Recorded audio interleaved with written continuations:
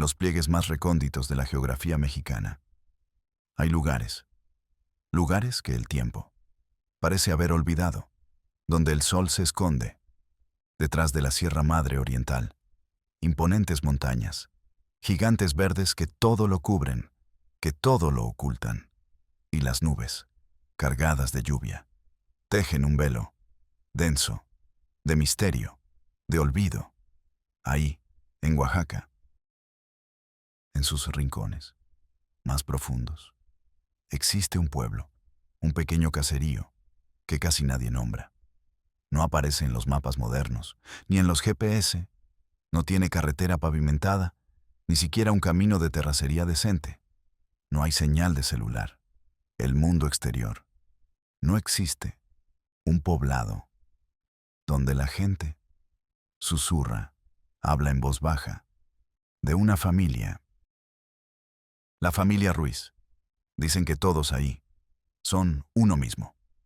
Una frase que suena inofensiva, folclórica, como un dicho popular, una expresión de unidad, pero que esconde una verdad macabra, demasiado oscura para ser pronunciada, que no hay forasteros, que no hay extraños, que nadie de fuera ha entrado en el linaje por generaciones, solo la sangre. La misma sangre, una y otra vez. ¿Y los niños? Los niños que nacían diferentes, con los ojos desviados, que miran a la nada o a dos puntos distintos, con las manos pequeñas, torcidas, deformadas, con los dedos fusionados, con la mente perdida, ausente, en un mundo propio, de tinieblas, un rumor, apenas un aliento, como un viento helado. Un escalofrío en la voz, de los pocos que se atreven a hablar, de los viejos. Dicen que en ese pueblo, en ese rincón, donde el tiempo se detuvo, el incesto no era un tabú, no era un pecado, ni un crimen, era la ley, la única ley que conocían, para sobrevivir, para continuar. Una comunidad entera, atrapada en su propia herencia, genética. Una jaula de carne y sangre, forjada por el aislamiento, la necesidad y el olvido. Un horror que se tejía, generación tras generación, una verdad prohibida, una verdad que duele, hasta la médula de los huesos, pero que necesita ser contada, ser expuesta, a la luz, a toda costa. Soy Mateo del Valle, y esto es Realidad Prohibida. La historia que les traigo hoy no es una leyenda urbana. Number No es un cuento de terror, de fantasmas.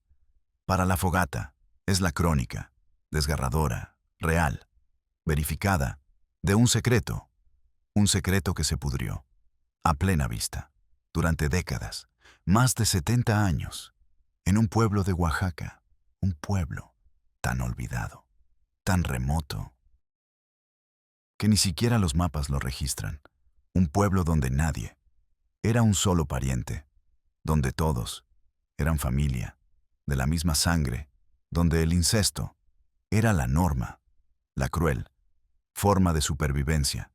Si crees que es necesario sacar estas historias a la luz, si sientes que la verdad, por más dolorosa, por más incómoda que sea, es nuestra única defensa, nuestra única herramienta para entender, para sanar, para evitar que se repita, entonces, te pido, ¿nos acompañes?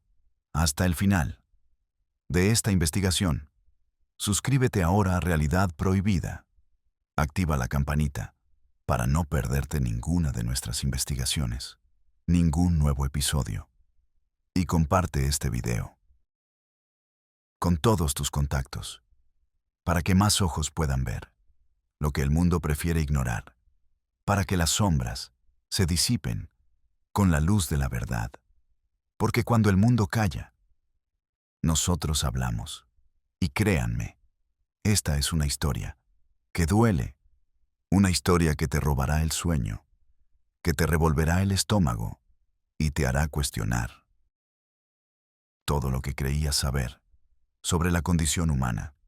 Prepárense, esto es Realidad Prohibida, El catalizador de esta pesadilla fue un hombre, un maestro, un joven, lleno de ideales, de pasión, el profesor Ricardo Morales, de 32 años, recién salido, de la Normal Superior, en la ciudad de Oaxaca. Su primer destino, su primera aventura. Su primera misión, un pequeño pueblo, sin nombre, en la sierra de Oaxaca, un lugar al que el gobierno lo mandó, con una palmadita en la espalda. Vaya y enseñe, profesor, es una buena causa. Y luego, lo olvidó, lo abandonó, como a tantos otros maestros rurales. Ricardo era diferente, no buscaba la vida fácil. Number No quería un sueldo cómodo. En la ciudad, no quería la rutina, quería cambiar el mundo, una vida a la vez, un niño a la vez. Había crecido en la ciudad, en un ambiente seguro, con acceso a todo, a la información, a la salud, a la educación.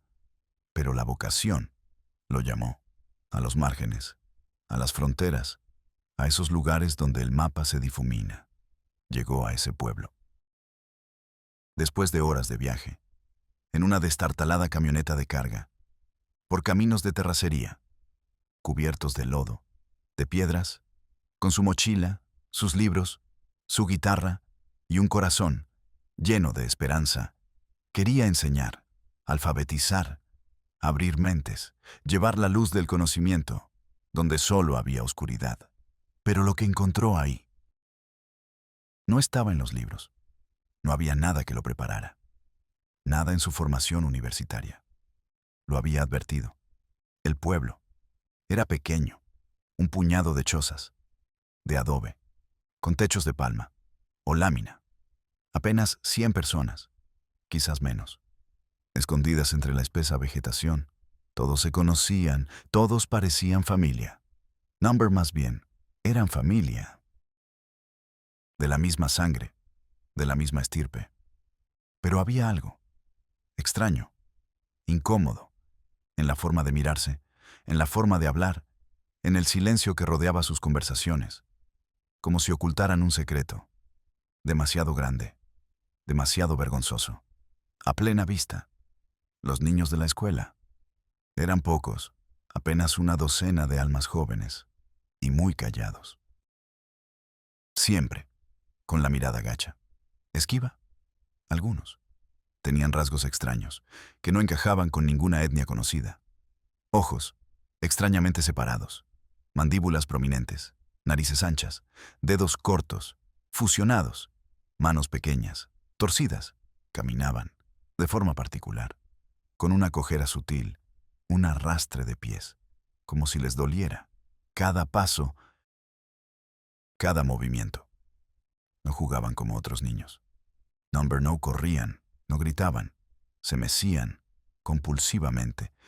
De adelante hacia atrás, se golpeaban la cabeza, con suavidad, pero repetidamente. Y el habla.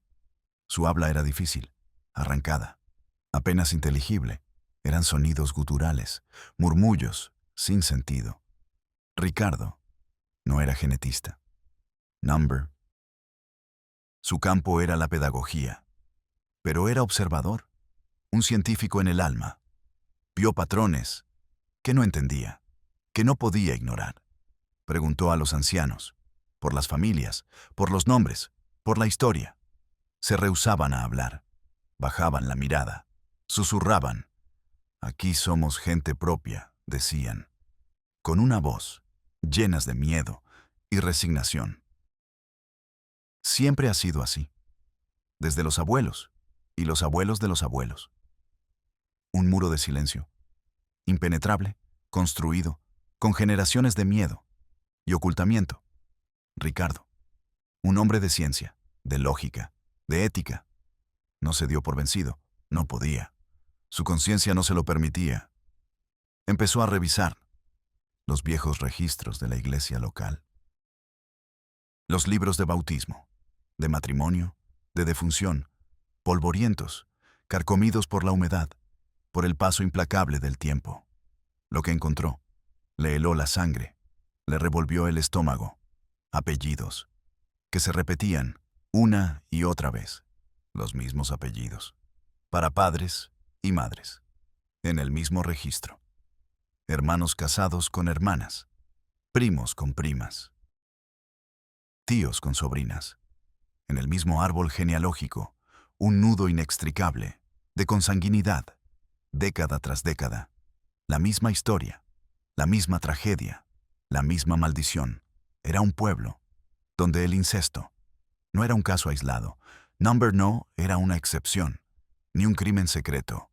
Era la norma, la ley, no escrita, no pronunciada, la cruel forma de supervivencia para una comunidad que se había autocondenado.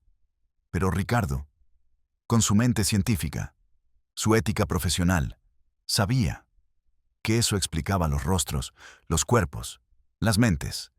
Era una maldición genética, forjada por el aislamiento y el silencio.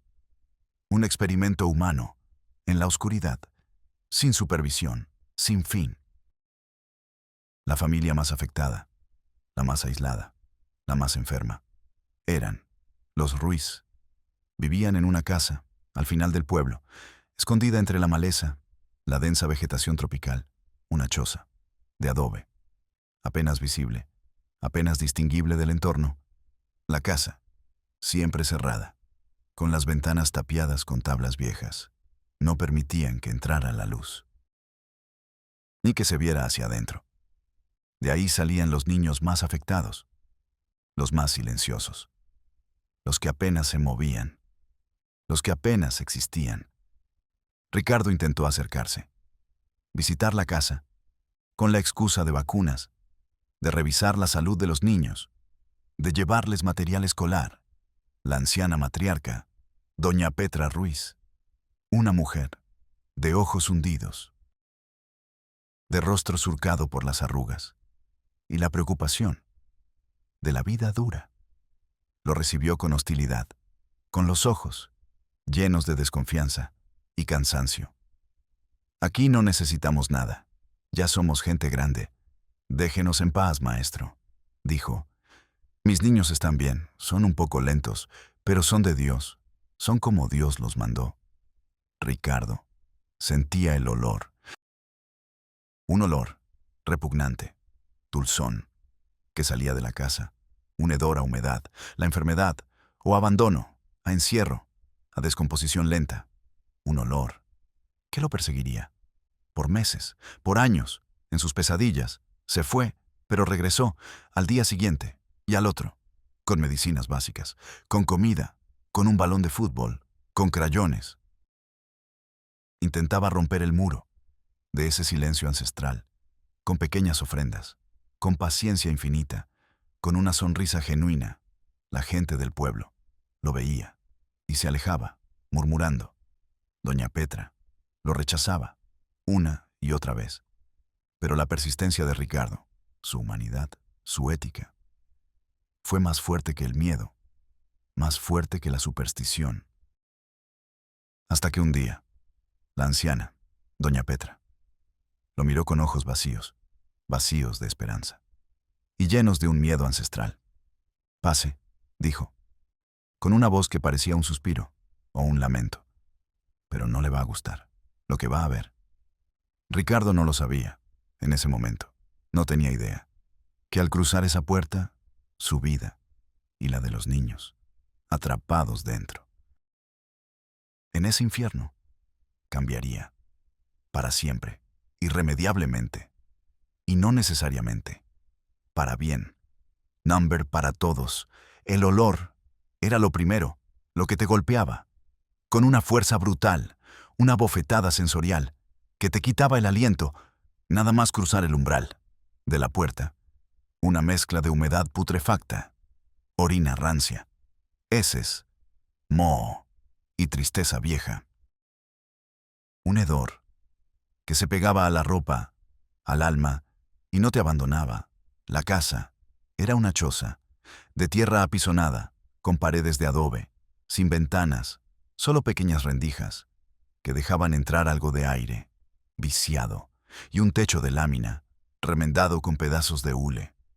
que dejaba pasar el agua y la humedad, el piso, de tierra, húmedo, resbaladizo y cubierto de desechos, de insectos que pululaban, libres, la luz, escasa, apenas un hilo, un fantasma, que se filtraba por las rendijas del techo, creando un ambiente fantasmal, sombrío, opresivo, el aire, pesado, viciado, asfixiante. Ricardo encendió su linterna, la pequeña luz de su teléfono, y lo que vio, lo que su mente intentaba no ver, lo que su alma se rehusaba a procesar, se le grabaría en la retina, en la memoria, para siempre, en el rincón más oscuro, donde la sombra era densa y la humedad se sentía, sobre un petate sucio y raído, cubierto de manchas indescifrables.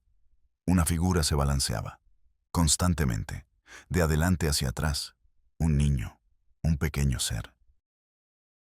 O lo que quedaba de él, apenas se movía, más allá del balanceo, compulsivo, su cabeza, desproporcionadamente grande, en contraste, con su cuerpo, esquelético, sus ojos, hundidos, separados, extraños, como los de un pez abisal, la mirada, vacía, sin foco, perdida en un punto invisible, el cuerpo, pequeño, raquítico, huesudo, su piel, pálida, transparente, como la de un fantasma, cubierta de llagas, abiertas, supurantes y costras, de sangre seca, una desnutrición extrema, un informe posterior de la psicóloga infantil, lo describiría, frío y clínico. Cuadro de kwashiorkor severo, retraso global del desarrollo, microcefalia secundaria. Pero para Ricardo, en ese momento, era solo dolor, dolor puro, silencioso. El niño, Luis, su nombre sería Luis, para darle una identidad. Junto a él, otra figura, una niña, un poco más grande, de unos 10 años, quizás, imposible saber su edad real, sin conocer su historia, sentada, con las piernas, torcidas, deformadas, como si los huesos hubieran crecido mal, las manos, pequeñas, deformadas, con los dedos fusionados, como aletas o garfios, su cabello, ralo, escaso, pegado al cráneo, como el de un anciano, sus dientes, pequeños, deformes, con huecos negros, carcomidos. Ella no se balanceaba, no emitía ruidos, solo miraba al vacío. Sus ojos no registraban nada, no veían, no procesaban el horror que la rodeaba. Displasia ectodérmica anhidrótica, raquitismo severo, retraso cognitivo profundo. Eso dirían los diagnósticos después, con terminología médica. Pero en ese momento, para Ricardo, era solo la imagen de la soledad, la de la ausencia, la de una vida que nunca empezó. La niña. Miguel. Su nombre sería Miguel, para darle fuerza. En otra parte de la choza, más allá del umbral, apenas visible, en la penumbra, una mujer, joven, pero con el rostro marcado, por la edad y la enfermedad y el sufrimiento, los años de encierro, su piel, áspera, escamosa, con manchas oscuras, descamación, síntomas de una carencia nutricional brutal, sus ojos, rojos, irritados, como si hubieran llorado sangre, por años. Ricardo intentó hablarle. Su voz, un murmullo, apenas articulado. Ella era la madre de Luis y Miguel, María. Su nombre sería María, y la hija de doña Petra. La siguiente en la línea, de sufrimiento. Pelagra severa, anemia crónica, encefalopatía nutricional, dermatitis, diarrea. Demencia. Ese sería su diagnóstico médico. Frío, clínico, pero era una mujer, perdida, en su propia mente, en un estado catatónico. Su cuerpo era un cascarón. El contraste era brutal, abismal. Afuera, la vida, la selva vibrante, el sol, la naturaleza, en su máximo esplendor. Adentro, la muerte lenta, el encierro, la oscuridad, la descomposición, la negación. ¿Cómo se llega a ese punto de degradación, de miseria humana, en el seno de una familia, por más olvidada que esté? ¿Cómo es que la vida se pudre así? Es una pregunta que se clava en el alma, una pregunta sin respuesta fácil, sin consuelo. La dinámica familiar, en esa choza, era casi inexistente. No había palabras, no había juegos, no había risas, solo el silencio, opresivo, roto por los gemidos, los ruidos guturales, de los niños, las víctimas, Luis, Miguel y María. No se comunicaban entre sí, eran islas de sufrimiento, en un mar de abandono. Doña Petra, la matriarca, la anciana, los observaba a todos, con una calma espeluznante, una resignación fatalista, que era peor que la crueldad misma. Así nacieron, así son, es la voluntad de Dios, no hay nada que hacer. Sus palabras, lentas, pesadas, arrastradas, como si la lengua también estuviera deformada por el peso de los años. Y los secretos, no había remordimiento, no había culpa, no había empatía en su rostro, solo la aceptación de una normalidad aberrante que ellos mismos habían creado. El dinero no existía, no había riqueza material, no había lujos, pero el poder sí, el poder del aislamiento, el poder de la costumbre, del siempre ha sido así, el poder del miedo, el poder del silencio, un silencio que los había consumido a todos. Ricardo lo sabía, que la verdad era mucho más profunda. Lo que había visto era solo la punta del iceberg. La puerta se había abierto y no había vuelta atrás. El destino estaba sellado para todos ellos y para el pueblo. Para entender la raíz de este silencio que había florecido en la oscuridad de ese pueblo, en ese rincón olvidado de Oaxaca, debemos retroceder en el tiempo. Casi 2 siglos, a los orígenes, de la familia Ruiz, a la historia, del pueblo mismo. Era un pequeño grupo de familias indígenas, campesinos, que huyeron de la violencia, de la miseria, de la hambruna, de la Revolución Mexicana. A principios del siglo XX, se internaron en la sierra, buscando refugio, buscando paz. Un lugar donde nadie los encontrara, donde pudieran vivir, a su manera, al margen de las leyes, al margen del gobierno. Encontraron ese valle, ese claro, escondido entre las montañas. Ahí se asentaron. Se construyeron sus chozas, su pequeña comunidad.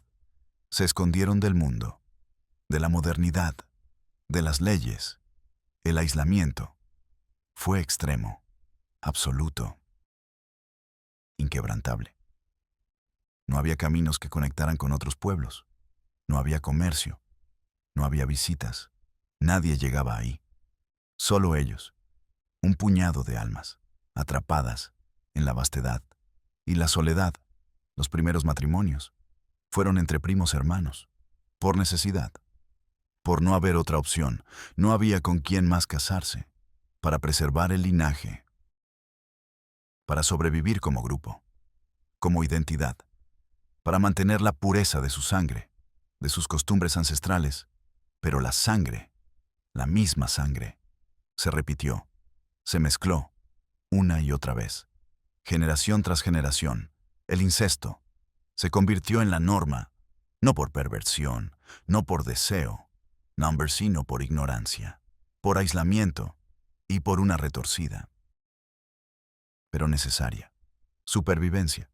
Nacían los niños, con los mismos apellidos, Ruiz y Ruiz, una y otra vez.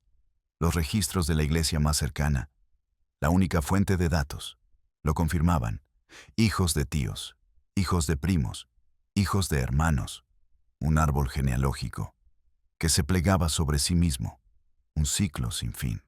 Al principio, las deformidades no eran tan evidentes, o se atribuían a malos aires, a castigos de Dios, a demonios, a la mala suerte o a la envidia de los espíritus del monte. Pero con cada nueva generación, los problemas se agravaron. Más niños, con los ojos extraños, con las manos deformes. Más niños, con la mente perdida, ausente. La displasia ectodérmica. La porfiria, el raquitismo severo, enfermedades raras, que solo aparecen, con la endogamia extrema, con la consanguinidad más profunda. La comunidad los veía, a los niños, a los adultos, a los enfermos, pero callaba. Era su forma, era su destino, un designio divino que nadie debía cuestionar.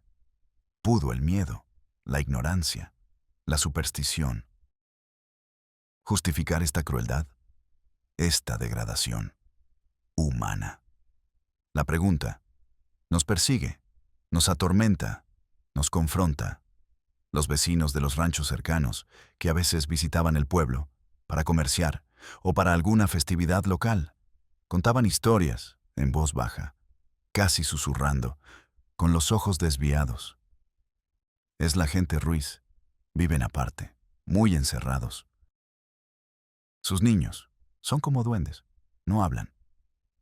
Una partera local, una anciana ya cansada, que asistía a algunos partos en el pueblo, dijo a Ricardo, con una voz temblorosa, llena de horror. Muchos nacían muertos o morían pronto, a los pocos días, como un castigo del cielo. Pero nadie hizo nada, nadie denunció, nadie preguntó, nadie intervino. ¿Miedo o indiferencia? ¿Dónde termina una y empieza la otra? El pueblo, un microcosmos de una tragedia mayor que se replica en muchos lugares, en rincones del mundo, donde el Estado no llega. La falta de acceso a la salud, a la educación, a la justicia, a la civilización misma, el gobierno, los había olvidado, por completo, y en ese olvido. En esa oscuridad, el horror floreció, se arraigó, se multiplicó. La comunidad eligió callar, por miedo, por superstición, por costumbre, por la ley no escrita del no te metas. Pero el silencio tiene un precio muy alto. Y en esa casa, en ese pueblo, la deuda se estaba pagando, con la vida de 3 niños inocentes, y el horror. Apenas comenzaba a ser desenterrado por un maestro, un solo hombre, con un ideal y una convicción inquebrantable. La lucha de Ricardo para conseguir ayuda fue una batalla épica, exhaustiva, contra la burocracia, contra la apatía, contra la desidia institucional, en la capital del estado, en Oaxaca, en las oficinas del DEF, de la Secretaría de Salud. Los funcionarios lo escuchaban con incredulidad, con desdén, con una sonrisa condescendiente. Profesor, son supersticiones, cosas de pueblos remotos, no hay pruebas contundentes. Los informes médicos de Ricardo, sus fotografías, tomadas en secreto, sus testimonios detallados, eran desestimados, archivados, ignorados. Se acumulaban en el escritorio de algún burócrata, polvoriento. Es un asunto delicado, de usos y costumbres. No podemos inmiscuirnos en la vida privada de las comunidades indígenas sin pruebas de delito. La frase se repetía, como un mantra, para justificar la inacción, para lavar las manos. Ricardo se sentía solo, desesperado. ¿Cómo convencer a un sistema ciego? A un sistema que prefiere ignorar la realidad, para no contaminar sus estadísticas, para no manchar su imagen, para no complicarse la vida. Llamó a puertas de organizaciones no gubernamentales en la capital, de abogados pro bono, de periodistas de investigación, de activistas de derechos humanos. Muchos se negaron, por la dificultad del caso, por el aislamiento del pueblo, por el miedo a la represalia de la propia comunidad, que no quería ser molestada, pero la persistencia de Ricardo, su convicción, su humanidad, era inquebrantable.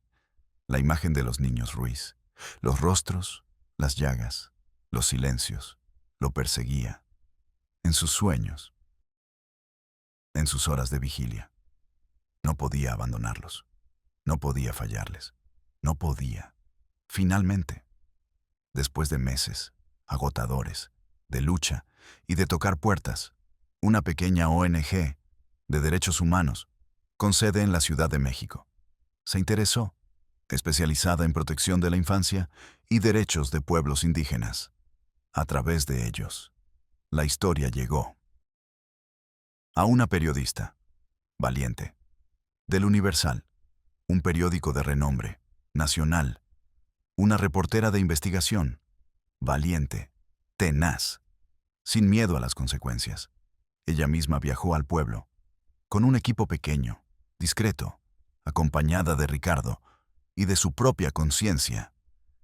Verificó las condiciones, el estado de los niños, el silencio, la complicidad del pueblo. La historia se publicó en primera plana, con extremo cuidado, para no revictimizar a los niños, para proteger la identidad. Pero la verdad era demasiado fuerte, demasiado impactante, para ser ignorada. El gobierno federal, presionado por la opinión pública, por los organismos internacionales, por los defensores de derechos humanos, no tuvo más remedio que actuar. La imagen de México, en el exterior, estaba en juego. El día del rescate fue un operativo, discreto, pero firme y decidido. Un equipo multidisciplinario del DIF, psicólogos, médicos, paramédicos y elementos de la Policía Federal, de la Guardia Nacional, llegaron al pueblo, abriéndose paso por la terracería polvorienta y lodosa. La comunidad los recibió con miedo, con hostilidad contenida, con miradas de desaprobación, de resentimiento. Doña Petra, la matriarca, la anciana, los esperó en la puerta de la choza, con una mirada vacía, sus ojos llenos de furia y resignación. No se los lleven, son míos, son de Dios, son de aquí, no se metan. No hubo violencia física. No hubo disparos, no hubo golpes, pero sí, una resistencia muda, pasiva y profunda. La hija, la madre de los niños, María, se aferraba a su hijo, Luis, con una fuerza que no parecía humana. Sus ojos, vacíos, perdidos, los niños, los pequeños, Luis y Miguel, asustados, gritaban, gemían, pero no lloraban, con lágrimas. Sus gritos eran más ruidos guturales que palabras articuladas, el sonido de un dolor primario, ancestral. Ricardo estaba ahí, con ellos, testigo de todo. Sentía una mezcla abrupta de alivio y dolor. El informe oficial de la Fiscalía General de la República fue lacónico, frío, burocrático, como la ley misma. Operativo de rescate. Ejecutado el fecha. En comunidad rural de Oaxaca. Rescate de 3 individuos, 2 menores, un adulto, en condiciones de abandono y posible abuso. Presencia de enfermedades genéticas compatibles con consanguinidad. Familia Ruiz. Abierta investigación por posibles delitos contra la salud pública y violencia familiar. Los niños.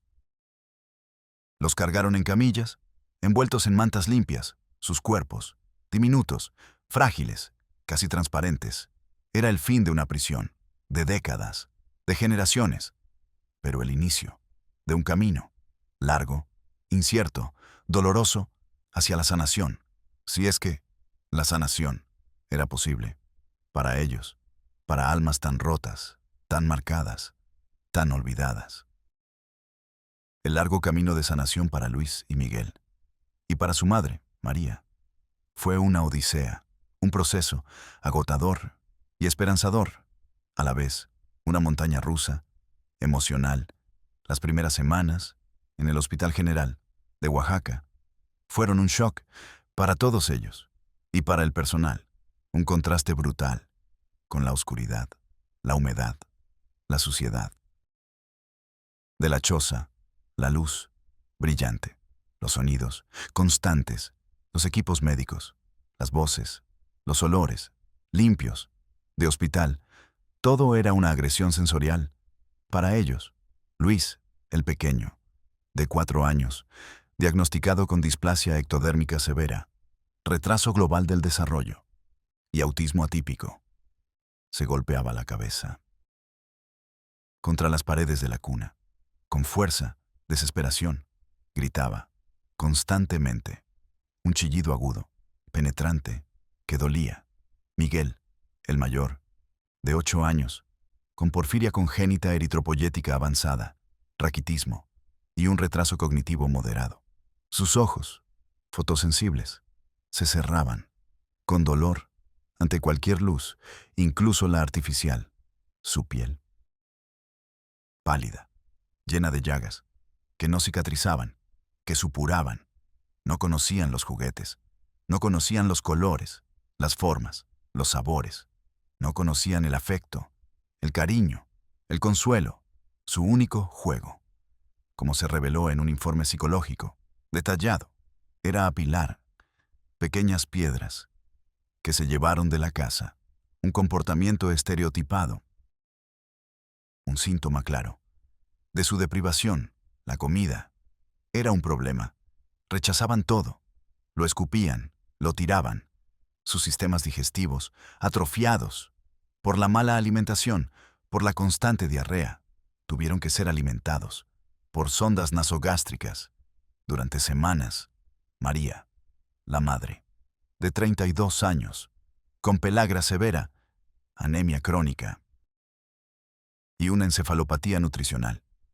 Su mente, nublada, desconectada, en un estado catatónico. No reconocía a sus hijos, no reconocía el mundo, ni a sí misma. ¿Cómo se sana lo que nunca fue sano? ¿Cómo se construye desde las ruinas más profundas? Es una pregunta que se hacía una y otra vez. El personal médico, cada día, en cada turno, con cada pequeña batalla. Fase 2. Los pequeños milagros. El progreso fue dolorosamente lento, más de lo que cualquier manual preveía. Un avance microscópico. Cada día, pero cada pequeño paso. Era un milagro. Una victoria monumental.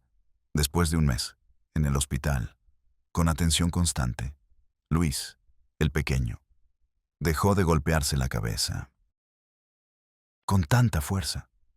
Empezó a balancearse, suavemente, un movimiento más rítmico, menos desesperado, más autorregulatorio. Una enfermera, una mujer mayor, con la paciencia de un santo, la señora Elena, le cantaba canciones, canciones infantiles, suaves, lentas. Su voz, dulce, melodiosa. Un día, en medio de un murmullo, un gemido, Luis emitió un sonido. Ma, la primera sílaba de mamá, un hilo de voz, que conmovió a todos los presentes, hasta las lágrimas. El equipo médico lloró, de emoción, de esperanza, de alivio. Para Miguel, fue más difícil. Su porfiria era muy severa. Tenían que mantenerlo en una habitación, con luz controlada, con cortinas especiales, filtros UV. Su piel estaba destrozada. Las ampollas, las llagas, no dejaban de aparecer. Pero un día, una terapeuta de arte, la señora Rosa, le puso un pincel, grande, en la mano. Le enseñó a pintar, con luz negra, en un lienzo, fluorescente, para que no tuviera que exponerse a la luz directa. Un dibujo, un círculo, rojo, que parecía un sol, en la oscuridad. Fue su primer acto, de creación, de expresión, de voluntad. Su primera sonrisa, una sonrisa frágil, casi dolorosa, pero real, ante el dibujo que él mismo hizo. Fue un momento que todos recordaron, que atesoraron, porque en un contexto tan desolador, tan oscuro, cada señal de vida era una victoria, una razón para seguir. Fase 3. Los nuevos héroes. En ese camino, largo y tortuoso, aparecieron figuras que hicieron la diferencia. Humanas, extraordinarias. La doctora Elena Rojas, una pediatra, especializada en desarrollo infantil. Del hospital, se obsesionó con el caso, con la vida de Luis y Miguel. Dedicó sus noches a investigar la porfiria y la displasia. Buscó tratamientos, especialistas, en México, en el extranjero. Se convirtió en su principal defensora, su voz, su protectora, incansable. El licenciado Juan Pérez, un psicólogo infantil, con una empatía profunda y una paciencia de oro. Empezó a trabajar con Luis, con terapias de juego, con estimulación sensorial. Le enseñó a comunicarse. Con pictogramas, luego con un comunicador de voz. Le enseñamos a pedir agua, a pedir comida, a pedir un abrazo, dijo el Lic. Pérez, con lágrimas en los ojos. Cada palabra, cada señal, era una batalla ganada, una vida recuperada. Para Miguel, fue diferente. Una maestra de educación especial, la señora Silvia Torres. Una mujer con una paciencia infinita y un espíritu inquebrantable. Se propuso enseñarle a leer, a pesar de su ceguera parcial y su retraso cognitivo. Utilizó materiales táctiles, texturas, sonidos, cuentos audibles. Su curiosidad era inmensa, una llama que no se apagaba. Quería aprender, recordó la señora Torres. Y María, la madre, también tuvo a su heroína, la doctora Laura Gómez, psiquiatra, especialista en trauma complejo. Pasó meses con ella, en silencio, con paciencia, tocando su mano, hablándole, de forma suave, constante, hasta que un día, María la miró a los ojos, por primera vez, y dijo, su primera palabra clara, coherente, hijos, el camino. Era largo, sí. Pero ya no estaban solos. ¿Hasta dónde puede el amor, la paciencia, la dedicación, reconstruir lo roto, lo devastado, lo que parecía perdido? Es una pregunta que la ciencia aún no responde por completo, pero que la humanidad, sí. Fase 4. La sombra del pasado. Pero la sanación no es un camino lineal ni una meta, sino un proceso constante. Había días buenos, llenos de luz, de esperanza, y días malos, oscuros, de desesperación, muchas noches. Luis se despertaba, gritando, susurrando palabras incoherentes que nadie entendía, pero que transmitían un terror. Eran pesadillas, de su pasado, del encierro, del horror. Miguel también tenía recaídas. Su piel volvía a llenarse de llagas. Por el estrés, por el miedo, su frustración, creaba ataques, donde se golpeaba o se arañaba. La sombra del pasado era larga y persistente. Los médicos, los psicólogos, se esforzaban día y noche, pero sabían que las cicatrices eran profundas, imborrables, que el daño genético era irreparable, no tenía cura, y que el trauma del incesto, del encierro, de la depravación, sería parte de ellos, para siempre. Todo parecía mejorar. La adaptación de Luis y Miguel al hospital era lenta, pero constante. Empezaban a comer sólidos, con dificultad, pero lo hacían, a jugar con juguetes simples, a sonreír más, a mostrar un poco de vida, un poco de alegría. La doctora Elena Rojas. Siempre optimista, siempre con esperanza. Hablaba de la posibilidad de que fueran a un centro de vida asistida, especializado, en sus condiciones particulares, un lugar donde podrían tener una vida, con dignidad y estimulación constante, hasta que un día, en una sesión de terapia de dibujo, con el licenciado Juan Pérez, Luis, el pequeño, dibujó algo que nadie esperaba, algo que heló la sangre de todos los profesionales, un dibujo que cambiaría todo. Era un sol, brillante, amarillo, radiante, pero dentro del sol, una figura, oscura, grande, con cuernos y ojos rojos, como un demonio o un animal, una bestia. Y esta figura oscura estaba abrazando, estaba sometiendo a un niño pequeño. Con los ojos separados, tristes, el niño tenía el mismo aspecto que Luis, y sobre la figura oscura había un rayo de sol que quemaba la figura, que la hacía desaparecer. Pero el niño estaba atrapado, bajo ese abrazo, bajo esa sombra, sin poder escapar. El dibujo reveló algo que nadie había osado imaginar, que el horror era mucho más profundo de lo que todos habían imaginado. No era solo la abuela, Doña Petra. Number No era solo el encierro. Había un tercer actor, un agresor, una presencia masculina, un demonio interno, que el niño, Luis, no había podido nombrar con palabras, pero que su subconsciente, su alma herida, sí había dibujado. El horror. Tenía un rostro más, un rostro aterrador, masculino, un secreto, que Luis acababa de revelar. Sin palabras, solo con trazos. La investigación tendría que reabrirse. Los archivos volverían a abrirse, porque la historia de la familia Ruiz aún no terminaba de contarse. Y la verdad estaba a punto de salir, una vez más, a la luz. Mientras tanto, el destino de los guardianes del secreto se resolvía en los tribunales. Doña Petra Ruiz, la matriarca, fue declarada culpable de abandono de persona, con resultado de graves lesiones, omisión de cuidados y privación de la libertad. Su defensa, con argumentos desesperados, intentó argumentar ignorancia, costumbres ancestrales, falta de recursos, pero la contundencia de las pruebas genéticas irrefutables, los testimonios del maestro Ricardo, de la periodista y de los pocos vecinos que se atrevieron a hablar, bajo protección, fue irrefutable.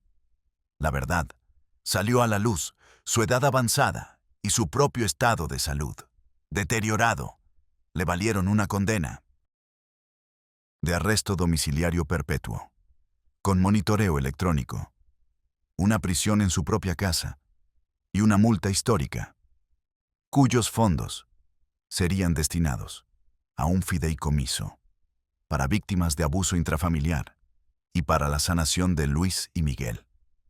Los otros adultos de la familia Ruiz, parientes lejanos, que vivían en la misma casa y que habían sido cómplices pasivos o activos del encierro y la perpetuación del incesto, también fueron procesados, con penas menores y obligados a vivir bajo supervisión estricta en un centro de readaptación. La madre, María, no fue procesada. Su condición mental y física la hacía tan víctima como sus propios hijos. Fue trasladada a un centro de atención psiquiátrica especializada, donde comenzó un largo proceso de sanación, buscando entender el horror que había vivido y permitido. Su destino era incierto, su mente aún nublada, pero al menos ya no estaba en la oscuridad absoluta. El presente para Luis y Miguel es una historia de esperanza y de resiliencia, pero también de cicatrices profundas. Luis, ahora de 11 años, vive en un centro de vida asistida, especializado en niños con autismo y necesidades especiales. Su comunicación ha mejorado, asombrosamente. Utiliza un comunicador de voz, con frases cortas y gestos. Le gusta la música y dibujar animales. Siempre dibuja gatos. Su autismo, su retraso cognitivo, persisten, pero es un niño, con una personalidad, con deseos, con una luz propia y brillante. Miguel, ahora de 15 años, fue el más afectado por la porfiria. Su piel sigue siendo extremadamente sensible. Vive en un ambiente de luz controlada. Su vista, deteriorada, pero su oído es excepcional. Ha aprendido a tocar la flauta. De forma autodidacta, ha desarrollado una memoria asombrosa. Recuerda melodías y las reproduce con una dulzura que te rompe el alma. El doctor Ricardo Morales, el maestro, los visita regularmente, los apoya. Con su propia vida, se ha convertido en una especie de tutor, un faro de esperanza. Su camino es largo, sus cicatrices imborrables, dice Ricardo, con voz quebrada.